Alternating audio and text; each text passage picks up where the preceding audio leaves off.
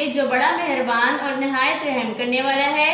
अस्सलामुअलैकुम प्यारे बच्चों, कैसे हैं आप सब। उम्मीद करती हूँ कि अल्लाह ताला के फजल व करम से आप सब लोग बखैरियत होंगे। प्यारे बच्चों, आज हम करेंगे अपना उर्दू का काम। भारी आवाज वाले हरूफ को लिखना सीखेंगे। आज हम करेंगे भारी आवाज वाले हरूफ रे और डे। प्यारे बच्चों, सबसे पहले हम लिखेंगे हेवाओ, जिसका मतलब है होमवर्क। होमवर्क के बाद हम लिखेंगे भारी आवाज वाले हरूफ। भारी आवाज वाले हरूफ में लिखेंगे रे और रे। प्यारे बच्चों, रे और डे दोनों शरारती हरूफ हैं। ये पीछे से तो किसी हरफ के साथ जुड़ते हैं लेकिन आगे से नहीं जुड़ते, इसलिए रे और रे इस तरह से ही लिखा जाएगा। आइए मेरे साथ आज का काम लिखिए। प्यारे बच्चों, ये है दो चश्मी हर्फ रे। रे जब दो चश्मी ए के साथ मिलती है तो उसकी आवाज भारी हो जाती है, जैसे रे।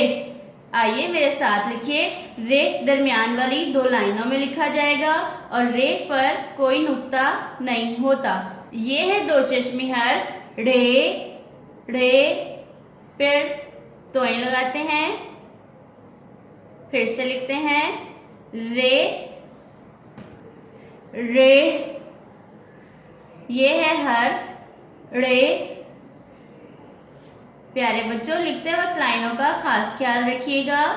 हम दो चश्मी हर्फ लिख रहे हैं रे और रे। फिर से लिखते हैं। ये दोनों हर्फ दरमियान वाली दो लाइनों में लिखे जाते हैं रे और रे। फिर से लिखते हैं। प्यारे बच्चों, लिखते वक्त लाइनों का खास ख्याल रखिएगा और लिखते वक्त आपकी पेंसिल का लेड शार्प होना चाहिए। फिर से लिखते हैं रे और ये है रे।